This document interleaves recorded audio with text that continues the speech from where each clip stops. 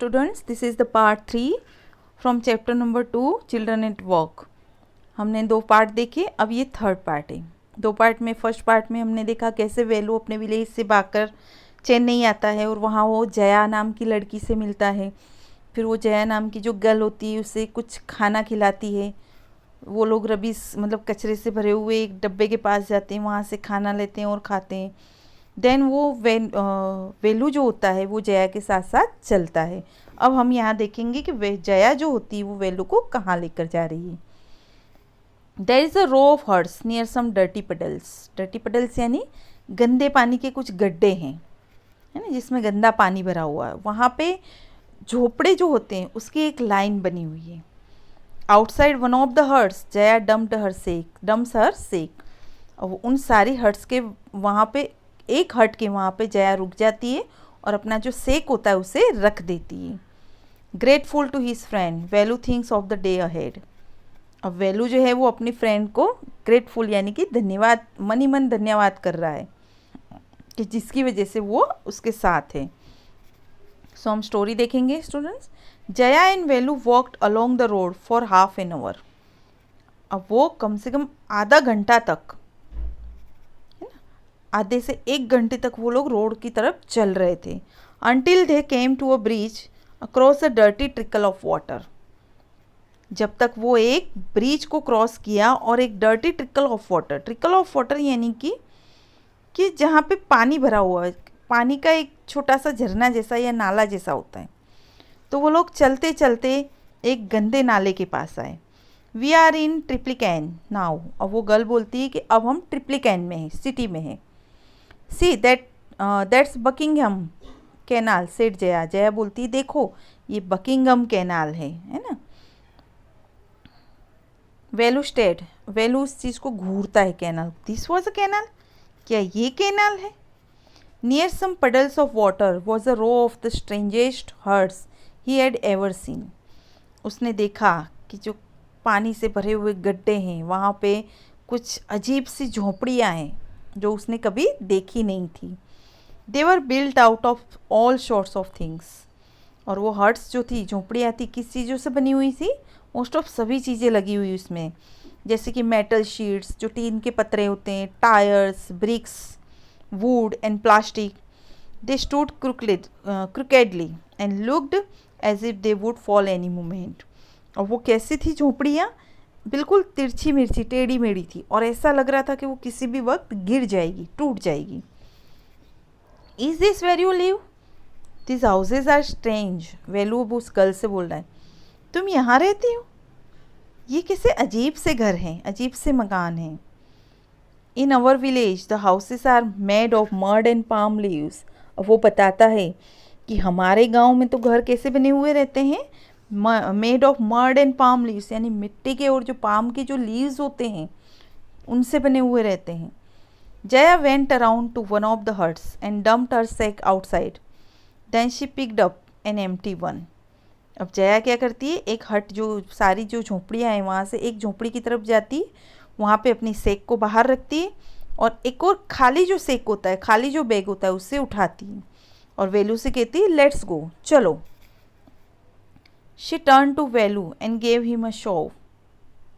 At least help me now. Here wear this and come with me. वो वेलू की तरफ घूमती है और उसे एक शॉव देती है, एक बैग देती है।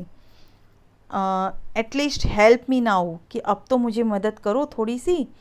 हियर वियर दिस, और वो उसे कुछ पहनने को देती है और बोलती है अब मेरे साथ आओ। अब वो देखो उसे पहनने के लिए क्या देती है। She threw him a pair of old shoes without laces and pushed a shake and stick into his hands. वो क्या करती है, शूज़ फेंकती, उसकी तरफ शूज़ फेंकती जिसमें लेसिस भी नहीं है ना, और एक शेक लेती है और एक स्टिक उसके हाथ में थमा देती है। Value was confused. वैल्यू थोड़ा सा कन्फ्यूज्ड हो जाता है। What work did she want him to do with this things. Velu सोचता है वो ये मुझे इतनी सारी चीज़ें जो दी है ये गर्ल मुझसे क्या करवाना चाहती है। The only work he had ever done was on the land owner's farm. उसने तो गांव में जो विलेज में था तब क्या करता था, जो लैंड ओनर्स होते थे, ज़मींदार होते थे, उनके खेतों में ही काम करता था। और क्या काम करता है? वीडिंग। वीडिंग यानी जो क्रॉप्स होते हैं उनके बीच में जो फालतू वेस्टेज घास और ये सब होती है उन्हें काटता था। And taking cows out to graze, और गायों को चराने ले जाता था। वहाँ तो उसने यही काम किया था। Are there any farms in the city, he asked Jaya. और वेलू जया से पूछता है कि क्या सिटी में कोई खेत है, फार्म्स है। She laughed and thumped her stick on the ground. वो हंसती है और उसकी स्टिक को ग्राउंड पे लगा के बोलती, farms, there are no farmers here, we are rag pickers. वो बोलती, फार्म्स, खेत, यहाँ पे कोई खेत नहीं, कोई किसान नहीं है, हम सिर्फ एक रैग पिकर्स है, हम लोग सिर्फ एक कचरा बीनने वाले हैं। और वैल्यू बोलता है, रैग पिकर्स, कचरा बीनने वाले, see my sack full of things I collected. फिर वो जो जया होती है वो वेलू से कहती है, देखो मेरा सेक देखो, जो चीज़ों को इकट्ठी की हुई है उससे वो भरा हुआ है। कलेक्टेड फ्रॉम वेयर, वेलू बोलता है, कलेक्टेड, इकट्ठा की हुई, लेकिन कहाँ से। From rubbish bins, where else. अब वो उसे बताती है कि जो कचरे के ढेर रहते हैं, कचरे के बड़े बड़े डिब्बे रहते हैं, वहाँ से, और कहाँ से। You collect rubbish. और वेलू जया को बोलता है, तुम कचरा बीनती हो। Velu had never heard of such a thing, Velu ने ये सब उसके गांव में कभी नहीं सुना था। ए ब्लॉकहेड, इट्स नॉट एनी रबीस। और वो बोलती, ओ बुद्धू, ये कोई कचरा नहीं है। Only paper, plastic, glass, such things, ये तो सिर्फ पेपर्स है, प्लास्टिक है, शीशे हैं और कुछ चीज़ें हैं। We sell it to Jam Bazaar Jaggu, और हम इसे कलेक्ट करके जो जैम बाज़ार जग्गू है उसे हम बेच देते हैं। Velu was puzzled, again Velu confuse हो जाता है ना। He had heard of people throwing away rubbish, but why would anyone want to buy rubbish. उसने सुना था कि लोग कचरा जो होते हैं उसे फेंक देते हैं, लेकिन यहाँ तो वो देख रहा है कि क्यों कोई कचरे को खरीदेगा। जैसे जया ने बताया कि हम लोग इस कचरे को बेच देते हैं, तो उसके मन में ये सवाल आया कि कचरे को भी कोई खरीदता है क्या। Who's Jam Bazaar Jaggu, why is he buying all this. अब वो पूछता है कि जैम बाज़ार जग्गू कौन है और वो ये सारी चीज़ें क्यों खरीदता है। You think he buys it for show, he sells it to a factory. अब वो जया बताती है, तुम्हें क्या लगता है वो सब क्या है, शो पीस में लगाने के लिए खरीदता है। वो तो इसे खरीदता है और फिर बाद में फैक्ट्री में बेच देता है। Come on, I don't have time to waste like you. अब जया उससे थोड़ा स्ट्रिक्टली बोलती, चलो मेरे पास तुम्हारी तरह टाइम वेस्ट करने के लिए टाइम नहीं है। Velu did not move, Velu जो होता है वो आगे नहीं बढ़ता है। He hadn't run away and come to this new place to dig through garbage bins. उसे अब ऐसा हो रहा है कि मुझसे भागना नहीं था गांव से।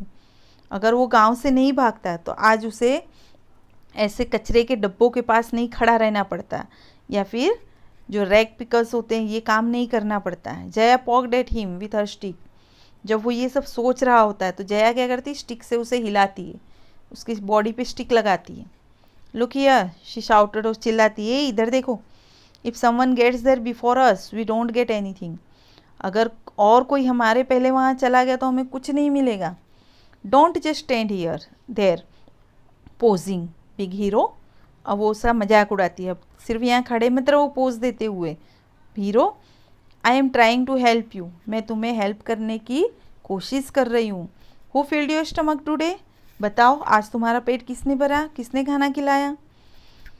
वेलू scratches his head and sighs, I will do it for now he thought until I find a better job. अब यहाँ पे वेलू क्या करता है, एक तरह से उस मतलब कि कंडीशन जो रहती है उसे एक्सेप्ट कर लेता है, अपने सिर को हिलाता है और एक आ भरता है साइड, और फिर सोचता है कि ये मैं अभी के लिए करूँगा जब तक कि मुझे एक अच्छी जॉब नहीं मिल जाती है। तो स्टूडेंट्स, हमने देखा है स्टोरी में कैसे गरीब बच्चे जो रहते हैं गंदगी में भी काम करने को मजबूर हो जाते हैं। और ये स्टोरीज़ जो है ये एक नॉवेल है, rag picker children and recycling, उसमें से ली गई है। और इसके राइटर्स हैं, 3 राइटर्स हैं, गीता वोल्फ, अनुष्का रविशंकर और अरिजीत सेन। सो आई होप स्टूडेंट्स आपको ये स्टोरी अच्छे से समझ में आ गई होगी। Thank you.